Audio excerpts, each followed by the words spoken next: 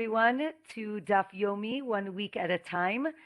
We are in Masechet Yevamot, and this is our second class on Masechet Yevamot.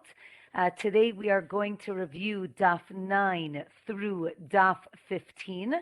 I just want to give a brief statement before we start the Daf.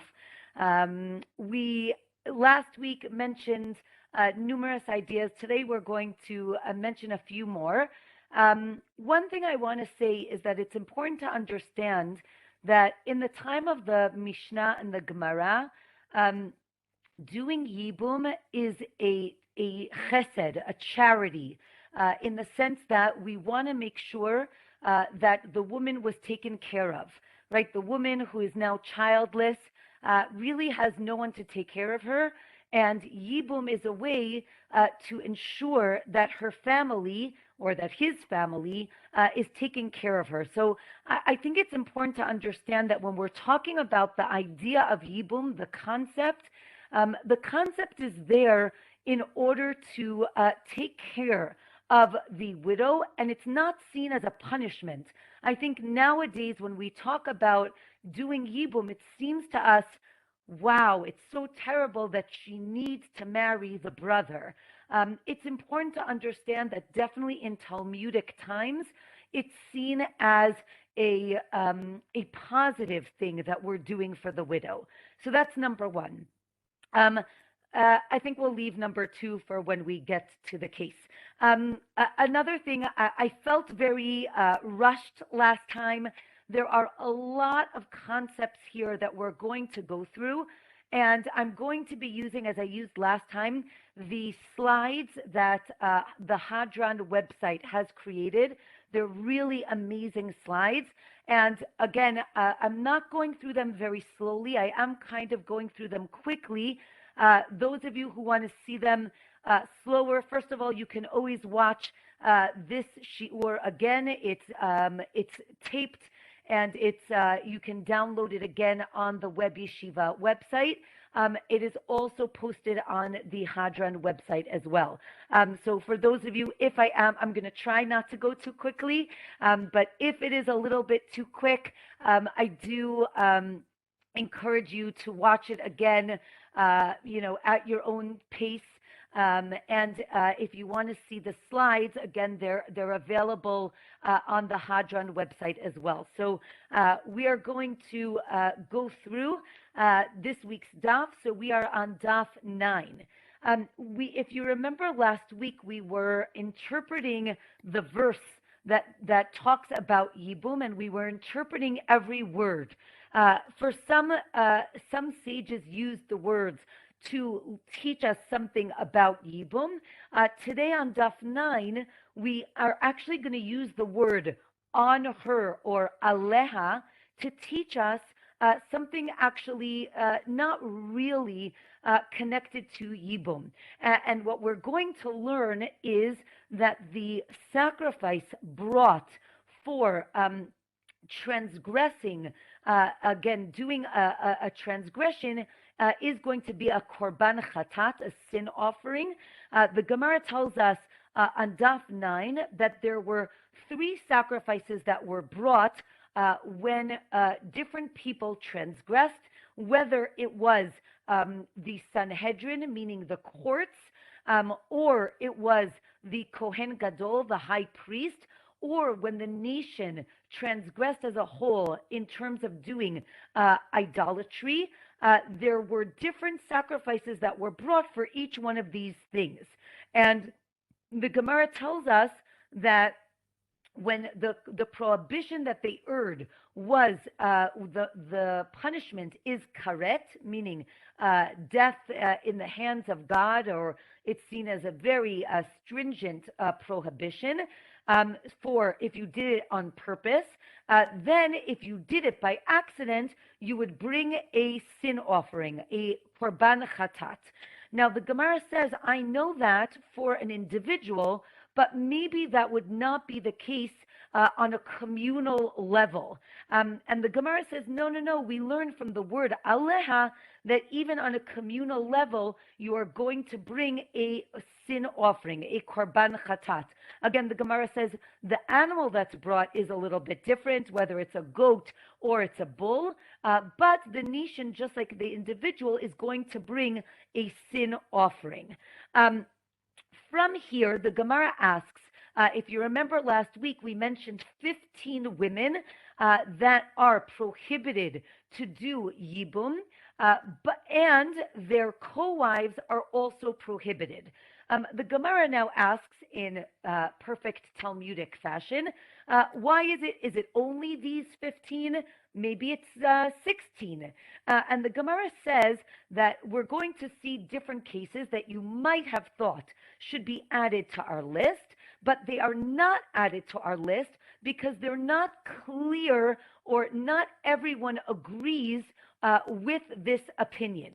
And here you have, we're going to see some cases.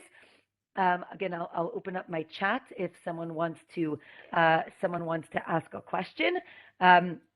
Okay, our case is going to be, again, we are going to now bring up cases that are not mentioned in our Mishnah, because not everybody agrees in this case. The first case that we're going to mention is a case of rape. Now, again, I'm on numerous numerous like Facebook groups of people who are studying Daf Yomi. It is important to understand, and I cannot say this strongly enough, the Gemara is not saying that it is okay to rape anybody. That is not the case here. Again, the question is, was this a reality that they are dealing with? That's option number one. Or option number two, which I think is a stronger case, is the idea that we are trying to stretch conceptually the idea of Yibum, right? It's very clear when we're dealing with a regular relationship, a marriage, brothers. However, I think the Gemara here, in its, again, we said Talmudic logic, is trying to construct cases that are not normal cases.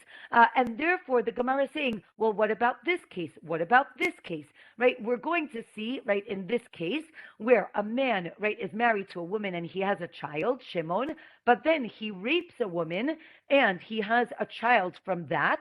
Now, in theory, right, really, Shimon and Reuven are brothers. Now, it's not a normal brother relationship. Do we see this as a Yibum potential relationship, right? Shimon is married to two women. Now, Shimon dies. The wife is exempt from Yibum, and not only that, but so is, right, the other woman as well. Again, I'm going to say it one more time. I'm not going to say it again. I do not think that the Gemara is saying it's okay to rape women. I think we will agree that it is a terrible situation, a terrible case. However, I think the Gemara is trying to say, are they, they are really brothers. Is there Yibum in that case? Okay, we are going to see numerous cases of rape this week. And again, I don't think that this is very common. However, the Gemara does address it. So I'm going to move on from that.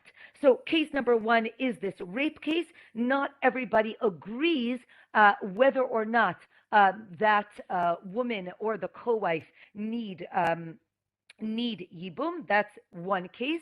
The next case is going to be the case of a brother that has not yet been born. We're going to see that in a minute. But first, we're going to see another case. But first, let's see. The Gemara says that with a case of a brother who was born after the original brother died, the Gemara is going to ask, when was this brother born? And we're going to see the case in a minute. But first, the Gemara has an interesting line, an interesting statement. The Gemara says that in all 15 cases, when the woman who is forbidden to one brother is actually permitted to another brother. Is that the case? Or only from not all 15 cases fit that scenario, and only certain cases fit that scenario. Those of you who are looking at the Gemara, there is a very long and intricate Rashi or commentary on this statement. Again, the statement is prohibited to one brother, is permitted to the other brother. I'm going to show it just quickly on this slide to see what the case is. The Rashi brings a case of 4 brothers. They are married to 2 sisters. Okay, so here you see they're married to 2 sisters. The 2 brothers die. Okay, now each one of the brothers can marry one of the sisters, but not really, because each one is prohibited in the other way. Meaning, again, as we said, your wife's sister is prohibited. So here, both women are going to be able to do chalitza. Again, chalitza was the ceremony, but they cannot do yibum. Here we have another case. Again, 4 brothers, 2 sisters. And now each one of the sisters has, each one of the sisters, wait, hold on one second. Each one of the sisters, okay, has a daughter. And now, again, the brothers married these 2 sisters, but the other 2 brothers married the 2 daughters. If you got confused, I can totally understand. But you can see here in the picture, same color means related. If it's a lighter color, it means a daughter. So you see the 4 brothers are now married to either the mothers or the daughters. And now the original 2 brothers die. And now each one of the brothers can, again, what can they do? Can actually marry the mother of the other, right? Again, let's just use the names. Levi's married to Rachel's daughter, Reut.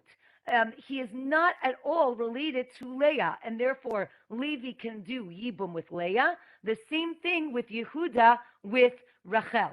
Okay, so that is that case. I hope I'm not going too fast, but again, here is a similar case of a daughter by marriage. Again, you see here there is a daughter. Again, Reuven is married to Yael. They have a daughter, Leah, and they get divorced.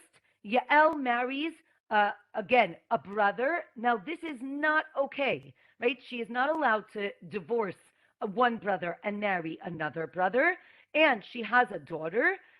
Again, we're going through each case of different relationships where one relationship is prohibited, the other relationship is permitted. And again, here we have cases of rape, where, again, as I mentioned, these are, again, not cases we're very comfortable with, but they are cases here. And again, because there are one woman is prohibited to one, but permitted to the other. Okay, the Gemara continues at the bottom of 9 and tells us that we definitely do not include the case of a brother who was born after a brother died. And now here we're going to construct the case, which brother was born and and when was he born, who died. So here we go. We have 4 brothers. Reuven and Shimon are married to 2 women not related to each other. Reuven dies, and now, right, if you can see here, Reuven died, and now a 5th brother is born. Okay, that 5th brother cannot do Yibum because he was never alive when Reuven was alive. Therefore, Levi, which is the 3rd brother who was around, does Yibum with Reuven's wife Tamar. Now Shimon dies. Okay, now what happens? Another son is born to the original 4 brothers. So now there are 6 brothers. I hope I'm not going too fast. I know it's super confusing. But what happens now? Yehuda, again, one of the original 4 brothers, can do Yibum with Yael. Okay, now all of these, now let's say Yehuda dies, for parents, right? The 4th brother dies, Yisachar is not allowed. Again, remember that was the little child, is not allowed to marry any one of the women because he was not around for the original marriage of these women. So that is an explanation of case number, the end of 9 going on to 10. Okay, that's daf number 1. Let's go on to daf 10. Okay, daf 10, we now, again, I don't know why I feel the need to apologize, but I'm not apologizing. We are going to talk about rape again. We have a man who has 2 sons. Now he rapes 2 women. Again, I don't think we're talking about a real case. I think we're trying to construct, right, what is, I feel like they walked into the study hall and they said, who can come up with the craziest case, right? So that is the case we have right now. The father rapes 2 women and has 2 more sons. Okay, so in theory, all 4 are now related. Okay, so he rapes he rapes 2 sisters. I don't know why they're not, I think it's 2 sisters. In the Gemara it said 2 sisters, but here it's not the same color. But he rapes 2 women, and he has 2 sons. And now okay, sorry, one second. The original son marries the woman that he raped, and then he dies. So now Levi, right, again, the son from the rape is prohibited, right? Obviously, Levi cannot marry Yael, it's his mother. And Yehuda cannot marry Ephrat because, again, that's his mother. Now we go again. The original case was 2 women that were not sisters. Now we have 2 women who are sisters. Again, Shimon marries one of them. Now he dies. They are prohibited to both men because each one is related in different ways to each one of the men. So again, this is not a case that is going to be mentioned because there is a machloket, there's a disagreement whether or not this is the case. Now we get to another case. What about if a man has a son, the son is married to 2 women, and the father rapes the daughter-in-law, and they have a child, and now Reuven, the son, dies, right? Again, David cannot do Yibum with any of the women, and that is the case that is mentioned on Daf 10. The next, the Gemara talks about, right? Maybe that case should have been mentioned. The Gemara says no, right? We're not going to mention a case where a man rapes his daughter-in-law. That is prohibited. So that is not going to be in our Mishnah. The next case is where, hold on one second. Okay. One second. I just want to make sure. Okay. The next case is going to be where again a man. Sorry, I was just like, who's that? Okay, here we go. Someone who. Okay, no, not yet. Okay, so now we have a man who, again, we said we're not going to talk about incestual relationships, and therefore where that is not going to be mentioned in our Mishnah. The next case we have is what about a mother who, again, was married to the father. Then the father died, and she marries a stepson, meaning the father's son, which, again, is prohibited. And then he dies. What about if there's a co-wife? Maybe he can do Yibum with that co-wife. Again, we say that we are not going to discuss prohibited relationships. What if the mother was raped by the father? Again, they were not married, and then she marries the stepson. Here, in theory, they could get married, meaning kiddushin works. They could get married, but you cannot do yibum with the woman or with the co-wife. What happens? Here's the next case. What happens? Again, Reuben is married to Dana, and then he dies, and Shimon is married to another woman, and he does chalitza with the original wife, with Dana.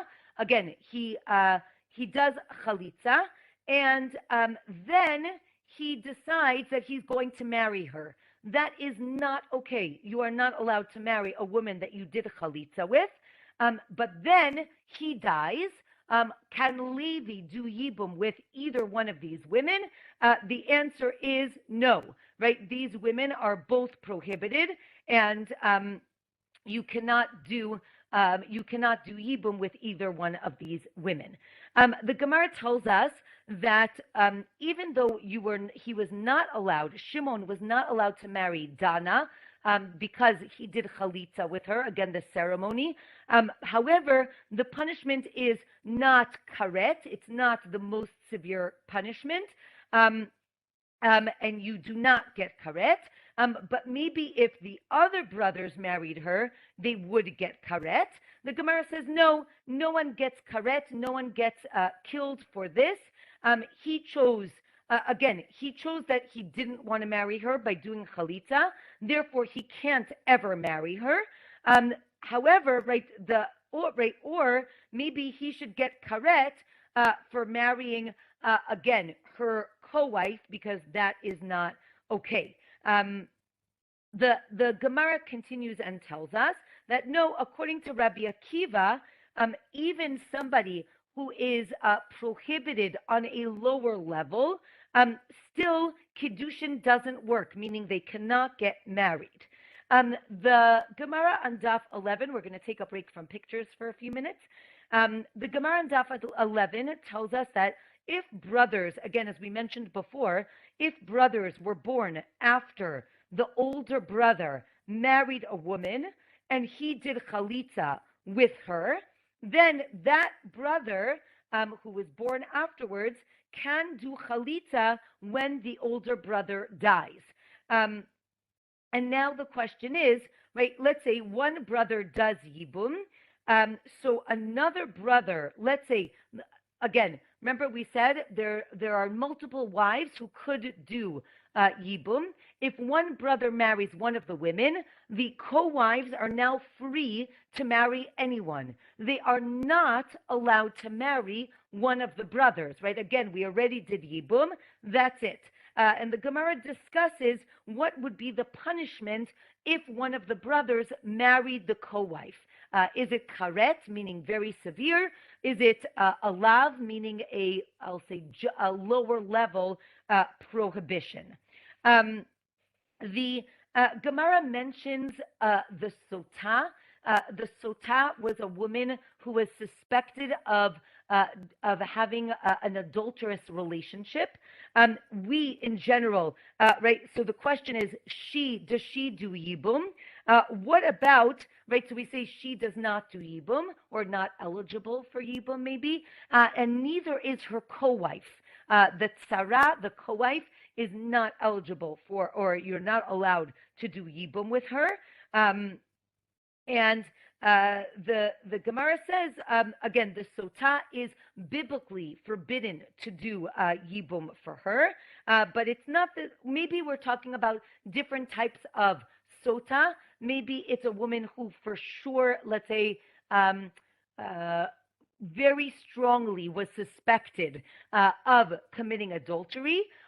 But what about a woman who we're not sure if she committed adultery? Maybe then she would be again in the idea of yibum, or maybe her co-wife would again, not her, but maybe her co-wife you would be able to do yibum for her.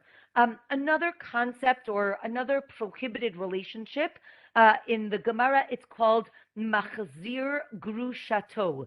That means grusha means divorced. Machzir means to return, right? If a person divorces, if a man divorces his wife, if he wants, he can remarry her. However, if he divorces his wife and then she goes and marries someone else, and then they get divorced, he is not allowed to remarry her.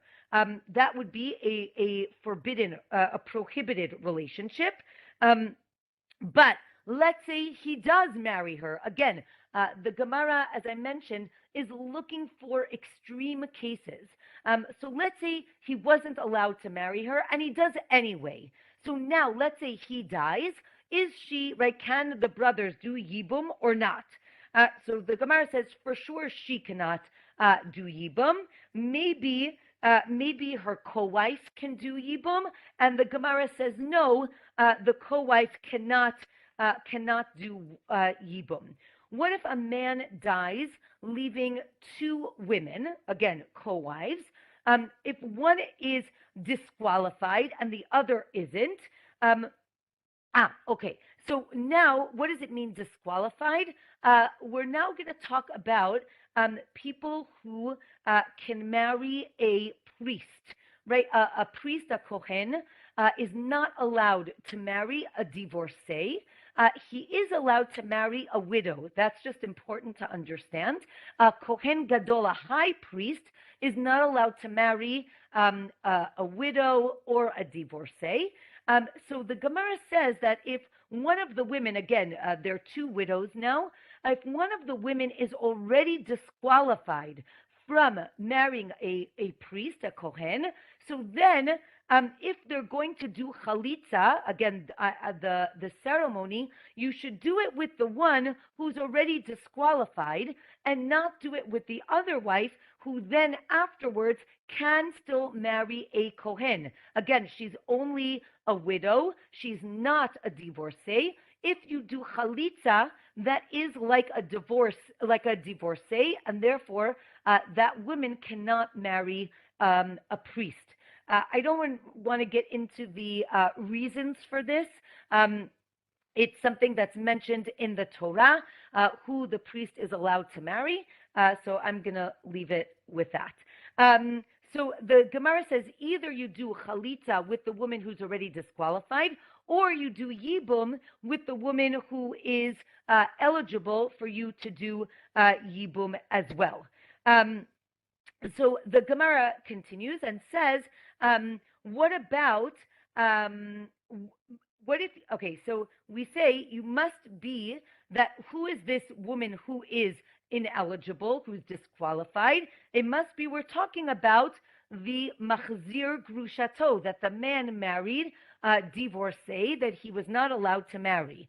And therefore you do chalitza. So you see that you can do chalitza with this woman who was taken back. So the Gemara says no, she could just be a regular divorcee or someone who already did chalitza, and therefore it's better to do chalitza with her as well.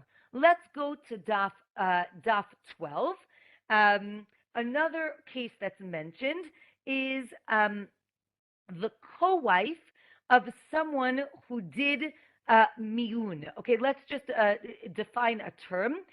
The word mi'un in Hebrew means when we have a relationship, again, the brother dies, and now the widow is now eligible for Yibum to the brother. So if the brother, let's say there are three brothers, if one brother decides to do Yibum to the woman, before he does Yibum, he basically betroths her on a Yibum level. And again, in Hebrew, regular betrothal is called kiddushin. Here, when we're talking about the world of Yibum, the betrothal is called mi'un, because there's already a relationship between the brother and the widow. So when he tells her, I want to marry you, I want to do Yibum with you, that's called mi'un. So now there's a stronger bond between that brother and the widow. So now the case on Daf 12 is now the co-wife of someone who did miun, right? Again, the brother said to the one widow, I'm going to marry you. I'm going to do yibum with you. Now, if another brother is not allowed to do yibum with the co-wife, because there's already almost like a partial yibum happening with wife number one. So the Gemara says, I'm so sorry. Scratch that. I'm so sorry. Please, please erase what I just said. I was talking about ma'amar. That's what it's called, ma'amar. So, Aliza, I saw you writing down. So, cross it out. It's called ma'amar. So, cross that out. I'm going to get to ma'amar in a minute. Sorry. Mi'un is something else. Mi'un is when a brother, there are, let's say, two children that are orphaned, a brother and a sister. The brother now wants to marry off his younger sister to a man, right? He feels as the head of the house, he is going to take care of his sister and marry her off to a man. And he's only allowed to do this if she is under 12. She is a minor. She's being married off to this man. This girl has the ability to annul this marriage up until the age of 12. Annulling the marriage or dissolving the marriage is called mi'un. Okay, so a minor who a female child who was married off by her brother has till age 12 to dissolve that wedding. She has the ability to do that by doing mi'un. Okay, now, okay, so again, if she does mi'un, now again, she's married to, sorry, I see, okay, she is, okay, so the minor is now married to a man. The man dies, okay, so now, and he was married to someone else as well. There's a co-wife. So now, the question is, the Gemara says on Daf 12, if the minor does mi'un to the brother, again, to the Yavam, so now that, what is she doing? She's annulling the original marriage, and she's saying this relationship doesn't exist. It didn't exist with my original husband, and it doesn't exist with you, the brother. Okay, I hope that was clear. So too, when she does that, the co-wife is also prohibited from doing yibum. So now the Gemara says, maybe this minor, this young girl, can marry another brother. And the Gemara is going to say, right, again, or maybe the co-wife is also can marry another brother. She wasn't involved in any of this transaction. So the Gemara says, no, there is a decree by the sages that none of these women can marry one of the brothers once the minor dissolves the original marriage. So the Gemara says that maybe the co-wife is able to marry one of the brothers, because again, as I mentioned, she didn't do anything to any one of the brothers, so maybe she would be okay. The Gemara then suggests maybe the minor annulled the marriage to the original brother, right? Not the Yibum, but to the original husband, and then if that would happen, this is just very interesting in terms of what does it mean that she's annulling the marriage? The Gemara takes it to another extreme. She could even marry the original husband's father, right? We're not talking about Yibum right now, but we're saying the fact that she annuls the marriage means it's as if it never existed, so much so that she could marry her father-in-law afterwards. This is not the case with other people, right? If you get divorced, you cannot do that. The next concept is a woman who's called an Ilunite. Ilunite is a woman who has reached the age of 20 and has not developed any signs of puberty, meaning she does not ovulate, she does not menstruate, and she cannot have children. And therefore, the Gemara says that she does not do Yibum, because again, we say that the point of Yibum is to have children. And since we know for sure that the Ilunite cannot have children, she does not do Yibum. Not only that, but her co-wife also does not do Yibum. Okay, let's move on to another case. Moving on, we now have three brothers. They are married to three women. Okay, to three women. Reuven dies, and Shimon now does Ma'amar. Now let's go back to what I said wrong before. Ma'amar, you see the little heart over there? Ma'amar is what I mentioned before, is an intention to do Yibum, right? He doesn't do Yibum yet, but he tells her, I'm getting there, right? We are betrothed to do Yibum, right? Now Shimon dies. Okay, so now we have these two women. So now the Gemara tells us that both women, you can do chalitza, right? Levi can do chalitza to both of these women, but not Yibum. Why? What's the case? Because the Gemara explains this is a very special case, because each one of these women is falling to Levi for Yibum, but for a different brother, right? Again, Tamar is because of Reuven, and Yael is because of Shimon. So Levi can't marry either of them, because the Gemara says that the verse in the Torah says that you do Yibum for one brother. You don't do Yibum for two brothers. And therefore, this is a very unique case where Levi is only allowed to do chalitza for these two women. Next, we mentioned again the Ilunite, that she does not do Yibum.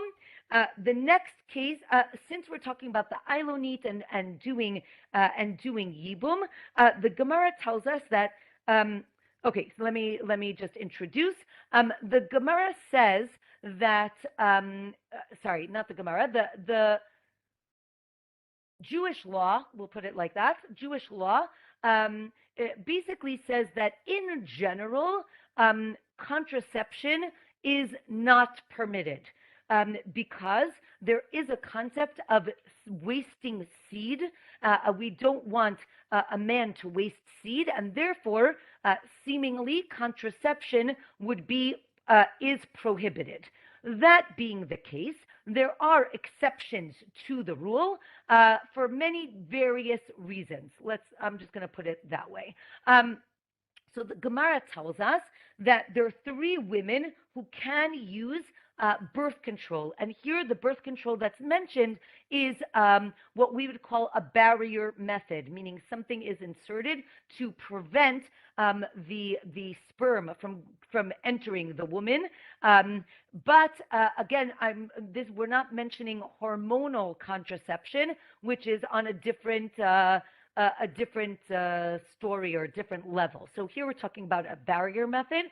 The Gemara says that there are three women who can use this: a minor, a woman who is pregnant, and a woman who is nursing. And again, here it seems we're concerned that any one of these women, right, a minor, if she gets pregnant, it's very dangerous for the woman, the minor, the girl, and for the fetus.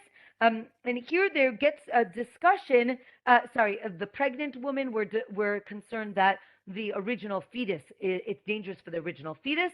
And the third is if you're nursing, it's dangerous for the nursing child, because if you're solely nursing and then you get pregnant, that child might die.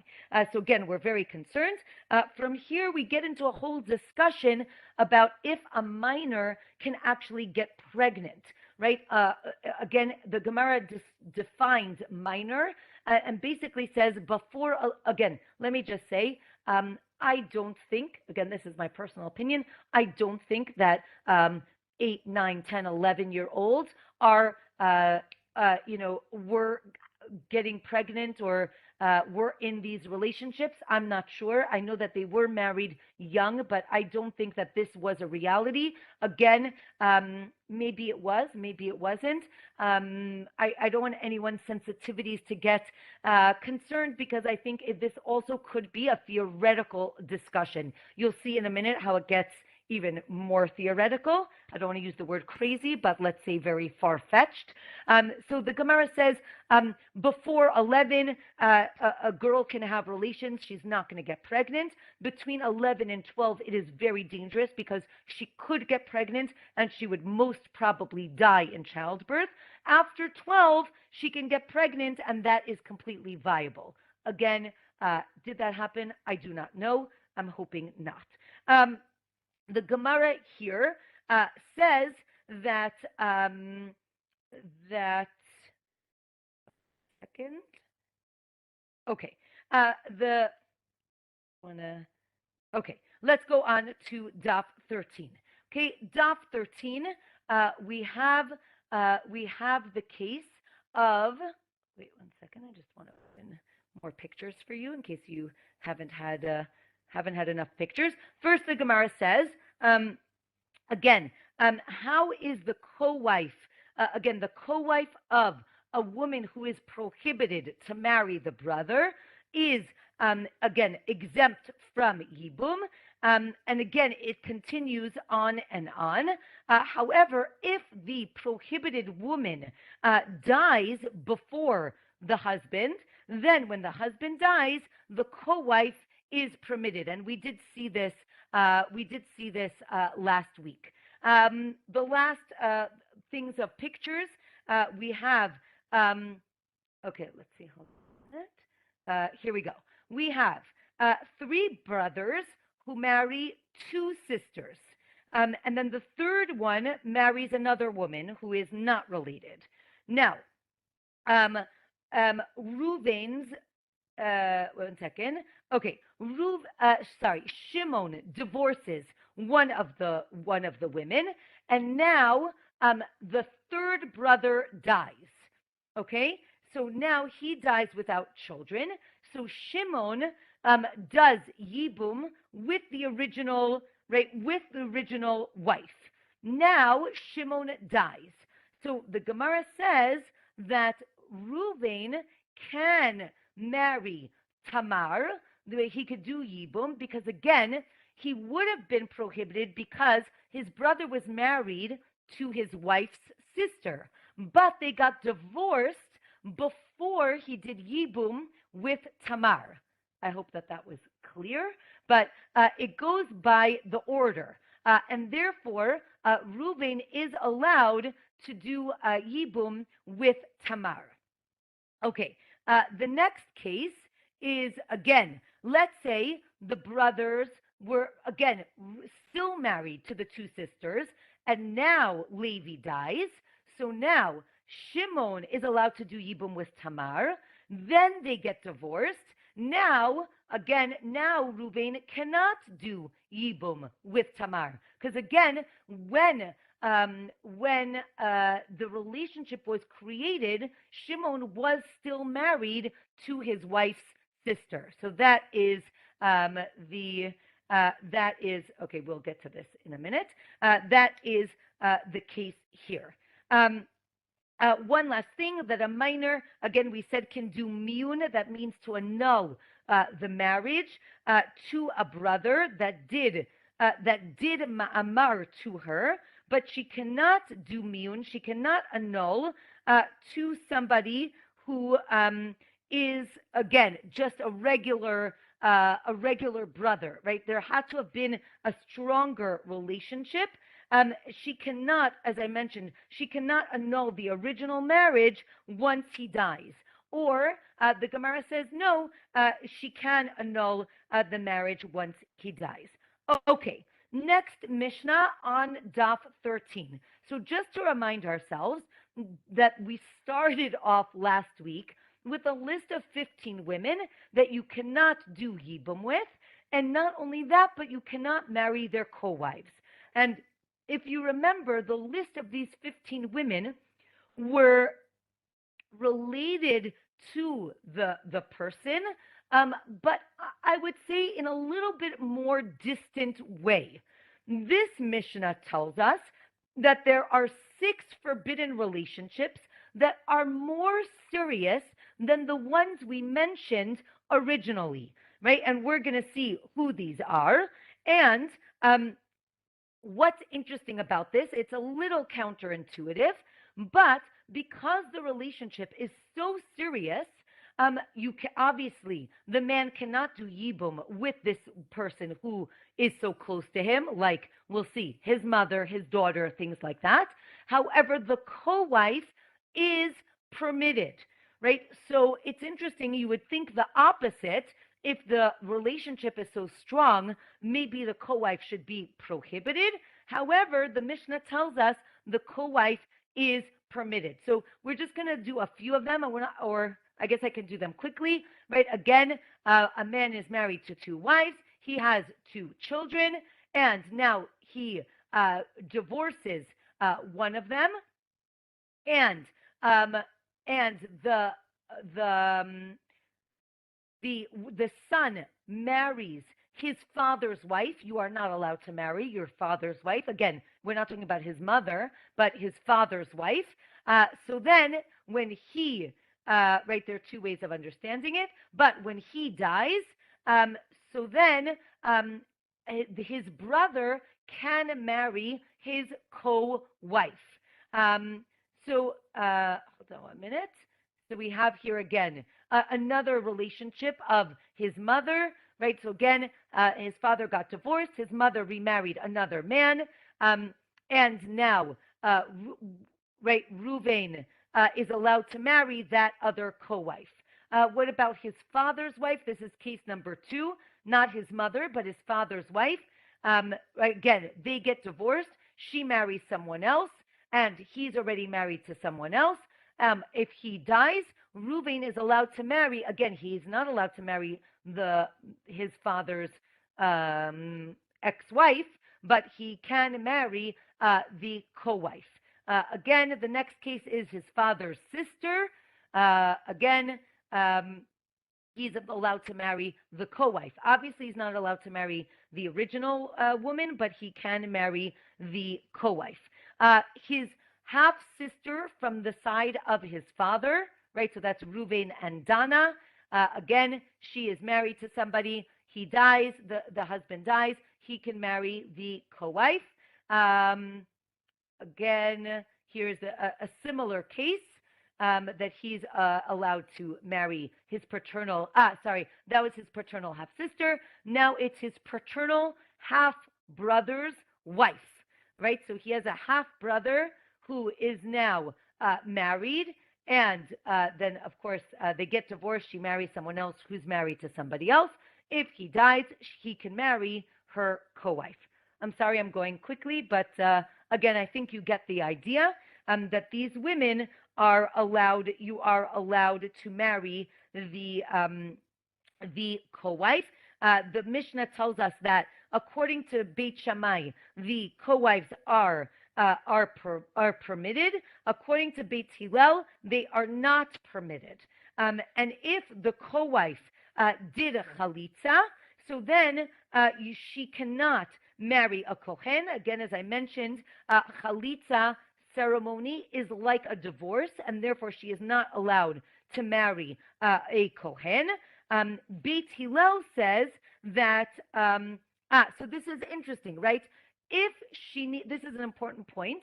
I mean, they're all important points, but if she needs to do chalitza, then when she does chalitza, it's seen as a divorce, and therefore she's not allowed to marry a kohen. However, according to Beit Hillel, she does not need to do chalitza. Therefore, if she does, she's not seen as a divorcee because she didn't need it. So it's as if she didn't do it, and therefore she can marry a Kohen. Again, it might seem a little counterintuitive, but the idea is if you don't need to do something, then when you do it, it doesn't count. It's as if you didn't do it. Um, so again, and if they did Yibum, again, Beit Shammai says that if the Yavam dies, she can marry a Kohen because she wasn't allowed to marry the Yavam anyway, so she could marry the Kohen. Beit Hillel says she cannot marry a Kohen because you weren't allowed to do Yibum in the first place. What's fascinating is the next line in the Gemara.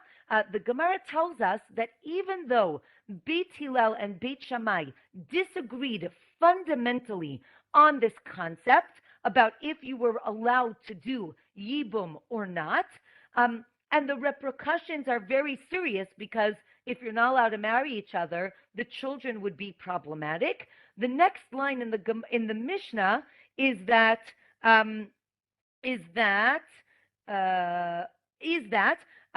Beit Shammai and Beit Hillel allowed their children to marry each other, meaning they respected one another to say, oh, you should just know that this woman you can marry, but this woman you can't because you don't really agree with how we do things.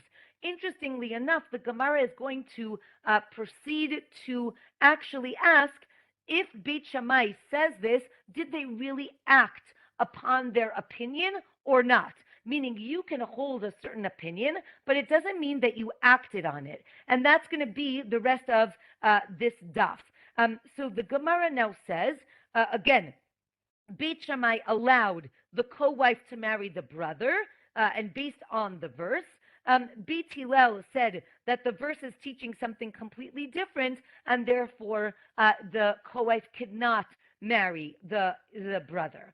Or again, maybe the reason for it is not based on a verse, but based on something else. But either way, the idea is that they are not allowed to marry each other.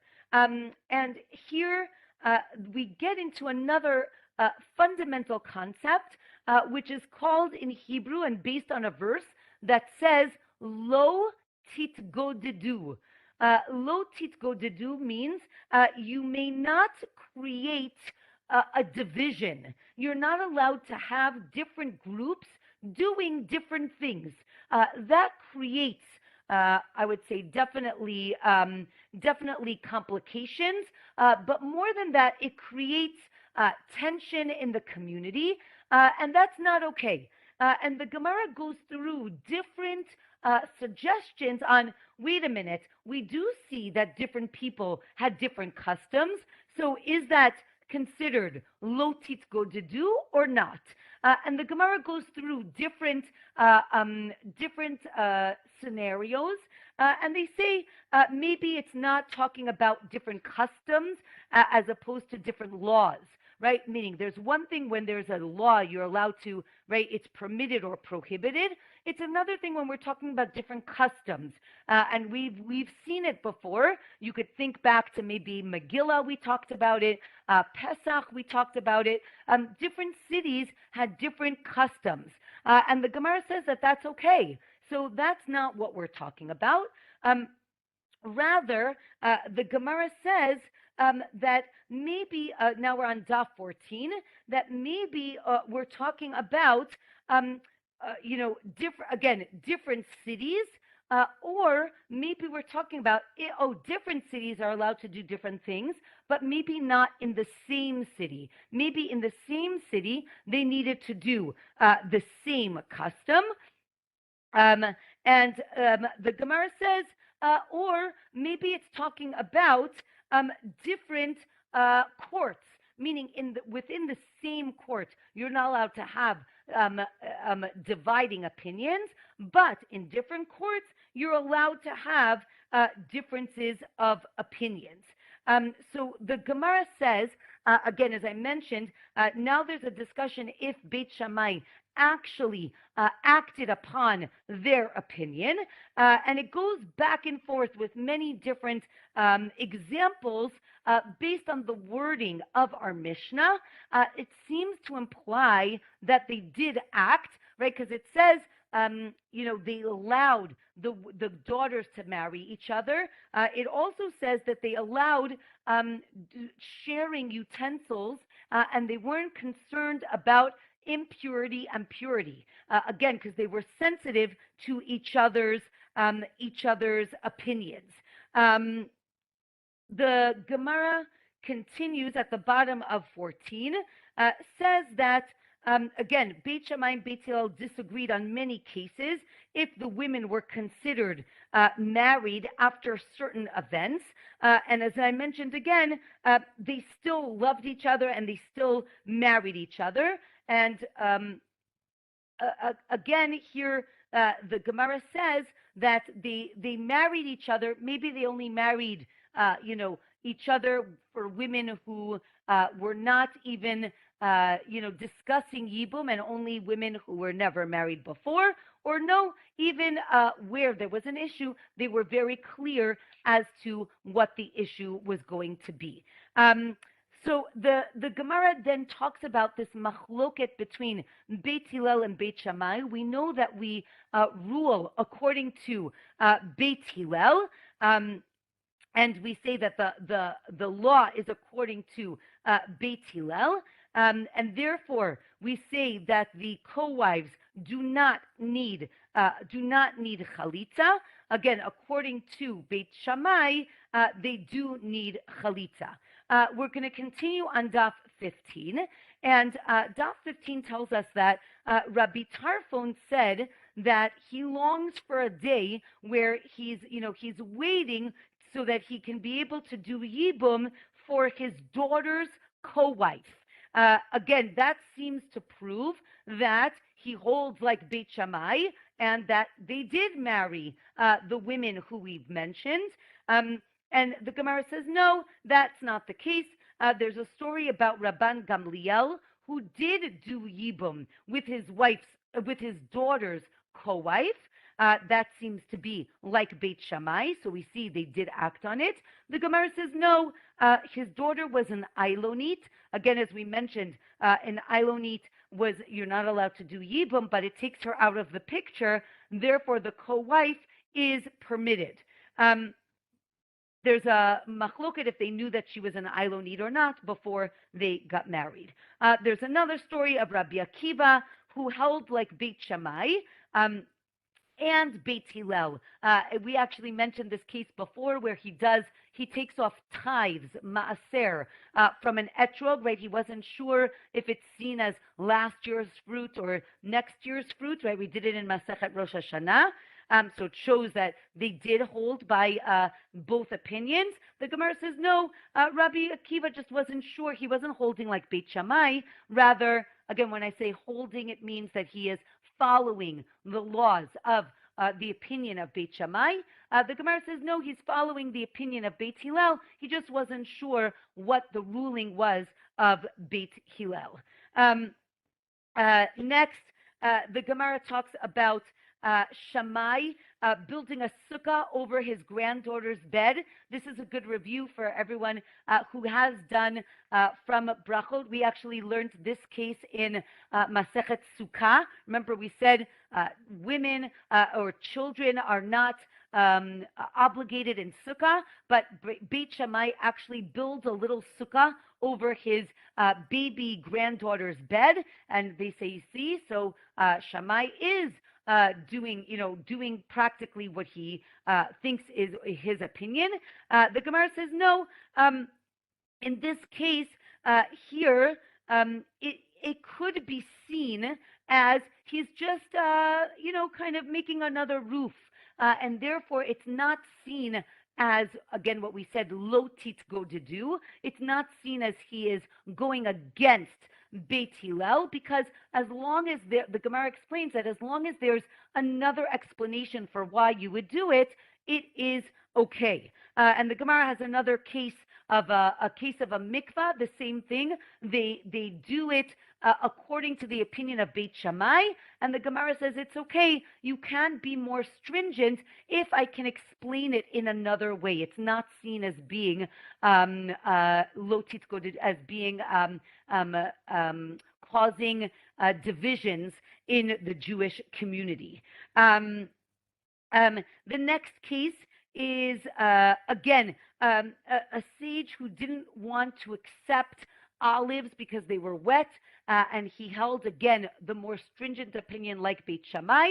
And here the answer is, no, don't worry. I was very stringent, and you could eat it, right? Again, this idea of purity and impurity, and the people who follow the opinion of Beit Shammai and the people who are following the opinion of Beit Hillel were sensitive to one another. So we do see that they were sensitive to one another, and they were, it seems, acting on the two opinions. Again, when asking if we follow Beit Hillel or Beit Shammai regarding the co-wife of a daughter, again, he said, don't get me involved. I don't want to get in between two great mountains, right? Again, these great scholars, he's like, I don't want to get involved. But then he related a story of two families that descended from co-wives who didn't do chalitza, meaning they weren't obligated to do chalitza, and these great high priests came from them. That seems to imply that the co-wives do not need chalitza. And it seems that, again, it seems that they did, right? Again, Beit Shammai, they did act on their opinion. And from here, we get into a discussion about a mamzer, meaning a child of an illicit relationship, is called a mamzer. I guess you would say illegitimate, but here it has halachic Jewish law implications for marriage. So that is only if the relationship is very prohibited, I would say biblically, or maybe on a certain level, but not in every forbidden relationship. And the Gemara says that, again, really they asked two different questions, right? Can the co-wife of a prohibited relationship do Yibum? Beit Shammai says it's okay. Beit Hillel says it's not. And if the co-wife does marry someone else and has a child, right, what is the status of that child according to Beit Shammai, right? Is it a child? Is it a mamzer or not? Is it similar to other cases? And Rabbi Yoshua answers that the children of the co-wife who marry another man, meaning they do not do chalitza or yibum, are okay, and the children are permitted. And with that, we finish our week's roundup. Again, I don't want to apologize, but I'm sorry that I went so quickly. I really hope that at least if you did not follow along in every case, at least I hope you're getting a sense of, first of all, the complexity of this Masechet, number one, and number two, understanding the concepts. I think if you didn't follow every single case, it's okay, but I think the idea here is to get just the overarching concepts with which I tried to convey. Again, as I said in the beginning, you can watch this again, maybe in slow motion, or again, be satisfied with what you have absorbed. So I hope that this was helpful. Wishing everybody a wonderful week, and looking forward to our continued learning. We are changing our clocks in Israel this week, so therefore next week we'll be back to our regular time. So wishing everybody a wonderful week. Shavua Tov and Shabbat